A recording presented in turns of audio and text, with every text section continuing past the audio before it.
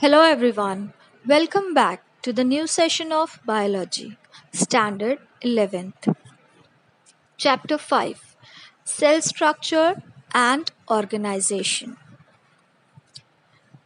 In last video lecture, we studied about modern cell theory, totipotency, kinds of cells. In that we studied difference between prokaryotic and eukaryotic cell.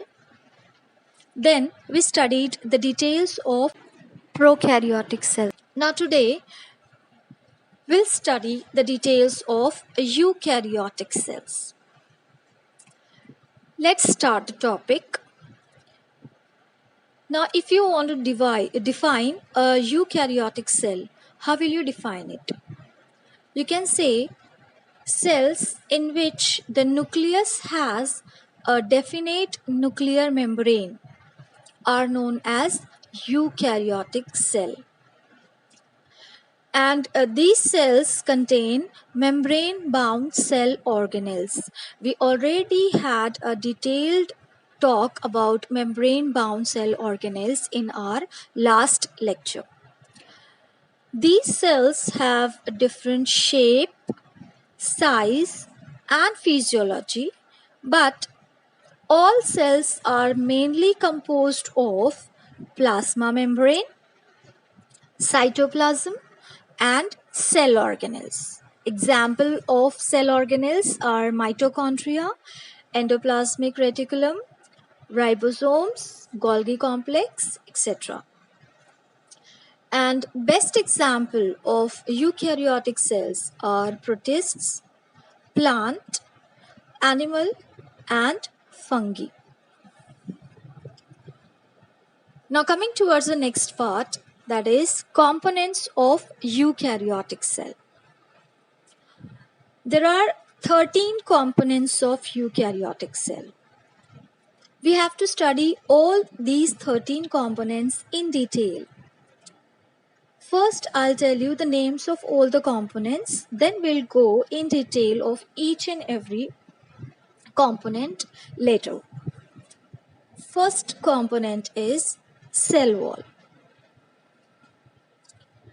The next is cell membrane, or you can also call it as plasma membrane or biomembrane. Then cytoplasm, endoplasmic reticulum, Golgi complex, lysosomes, vacuoles, glyoxysomes, mitochondria, plastids, ribosomes, nucleus, and the last one is cytoskeleton. So these are all 13 components of eukaryotic cell. Let's start with the first one, that is cell wall. Talking about cell wall, it is rigid, supportive, and protective outer covering of plasma membrane of plant cells, fungi, and some protists. If I say rigid, that means tough. So it is tough, supportive, and protective outer covering. Then if we talk about algae. In algae, the cell wall shows presence of cellulose, galactans, mannans, and minerals like calcium carbonate in cell wall. In other plants, the cell wall is made up of hemicelluloses, pectin, lipids, and proteins. Microfibrils of plant cell wall show presence of cellulose, which is responsible for rigidity. Rigidity toughness. That tough nature is because of presence of cellulose. Some of the depositions of cell wall are silica, which you can see in grass stem, cutin, which you can see in epidermal wall of land plants, suberin can be seen in endodermal cells of root, wax can be seen in epidermal walls of plants. It is found in both land plants and hydrophytes. Then lignin present in between cells. Now coming towards functions of cell wall. Cell wall shows two functions. We know it is rigid and it is protective. So as it is rigid, the first function is that it gives shape to the cell. And second one is it protects cell from mechanical injury and infections. In plants, you will find cell wall shows three layers. Those three layers are middle lamella, primary wall and secondary wall. Talking about middle lamella, the name is middle lamella. So you will find it is thin and it lies between two adjacent cells. That means in between two cells. It is the first structure formed from cell plate during cytokinesis. And you might have studied the topic that is cell division. In that, you have studied the detailed structure or detail about cytokinesis. So due to this division of cell, whatever the first structure is formed from cell plate, that is middle lamella. And it is mainly made up of pectin, calcium and magnesium pectate. You know what? Whenever you will see an unripe fruit and a ripe fruit, you will find there is a difference between both fruits. The unripened fruit is tough, whereas the ripe one is soft. This softening of a ripe fruit is due to solubilization of pectin. That means what? The pectin is the rigid one, the part which helps in making the fruit stiff, thick. Whereas when it dissolves or when it solubilizes, at that time you will find the fruit becomes soft. Second layer is primary wall. You will find young plant cells are capable of growth, and primary wall in young plant cells helps in growth. It is laid inside two middle lamella. That means the layer present next to middle lamella is primary wall, and it is the only wall which is seen in meristematic tissue, mesophyll cells and pith, etc. You'll find these walls are seen in these structures as meristematic tissue has ability to divide and redivide and helps in growth. So you will find primary wall is present in meristematic tissue. Same way it is present in mesophyll as well as pith. Now coming towards the third layer, that is secondary wall. It is present inner to primary wall. That means the first layer is your middle lamella present in between two cells. Next to middle lamella, whatever layer is, that is your primary wall. Next to primary wall, whatever the layer is formed, that is your secondary wall. Now when this secondary wall is formed, once the growth of primary wall stops, okay, at that time only you will find the secondary wall is laid. Then at some places during the formation of secondary wall, you will find thickening is absent, and this leads to formation of pits. So here in secondary wall, pits can be seen. Apart from all these three layers, that is middle lamella, primary wall and secondary wall, cell wall also shows presence of plasmodesmata. Now what is plasmodesmata?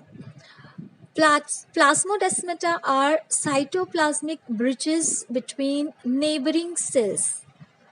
That means what? They are the bridge between two cells, adjacent cells, which are connected together with the help of cytoplasm. So it is cytoplasmic bridge between neighboring cell. It shows pores between cell wall and middle lamella. So we have completed cell wall, the first component. We studied the details, we studied function, we know the layers, and we also know that apart from all these three layers, one more part is present, that is plasmodesmata. Now coming towards the next component or second component, that is cell membrane, or you can also call it as plasma membrane or biomembrane. This cell membrane is thin, and you will find it is a quasified structure. If I say the word quasified, that means it is partly liquid and partly solid. Okay, or you can say a semi-solid type of structure having some liquid part and some solid part in it. And it is present both extracellularly and intracellularly. If I say the word extracellularly, that means outside the cell. And if I say the word intracellularly, that means inside the cell. Let's see the first part, that is extracellular presence of cell membrane. Extracellularly, you will find the cell membrane is present around protoplast. Now, what is protoplast? Protoplast is entire cell except cell wall. Okay, that is the extracellular region. Now, talking about intracellular region, intracellularly, if we say the cell membrane, then it is present around most of the cell organelles in eukaryotic cell. And we have a detailed talk about cell organelles. So whatever cell organelles are present in eukaryotic cell, they are all surrounded by cell membrane or plasma membrane. And this cell membrane, it separates cell organelles from cytosol. Now what is cytosol? Cytosol is the aqueous component of cytoplasm. See, I told it is quasified, having liquid and solid, both components. So the liquid or aqueous component of cytoplasm is considered as cytosol. Thickness of cell membrane is about 75 degree angstrom. Under electron microscope, you will find cell membrane appears trilaminar. That means having three layers, or you can say cell membrane shows three different layers under electron microscope. It shows presence of lipids, and whatever lipids are there, they are mostly phospholipids. And these lipids are arranged in bilayer, that means two layers. Here you will find the lipids possess one hydrophilic polar head. If I say the word hydrophilic, that means water loving, or you can say the one which allows water to enter inside. See, hydro means water, philic means loving. So hydrophilic, water loving, allows the water, that is polar head, and the head is only one, and it contains two hydrophobic non-polar tails. If I say the word hydrophobic, that is water hating. See, hydro means water. Phobic means heating. So water heating, that means which will not allow the water to enter. And it is non-polar. So it has one hydrophilic polar head and two hydrophobic non-polar tails. So here, as it possesses both hydrophilic end and hydrophobic end, you can say that phospholipids are amphipathic. Just for example, we know about amphibians. Amphibians are those animals which can live in water also and which can live on land also. So same way, the lipids have both ends, hydrophilic and hydrophobic. So they are amphipathic. And lipid molecules are arranged in two layers, I told, bilayers, right?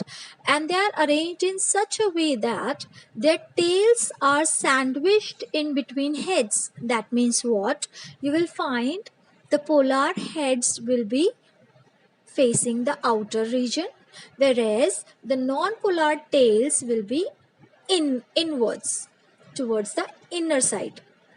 So here, you know, the heads are hydrophilic, so they come in direct contact with water, and tails are hydrophobic, and these tails are present in the inner layer. So due to this, what happens, the tails never come in direct contact with aqueous surrounding. Aqueous means watery surrounding.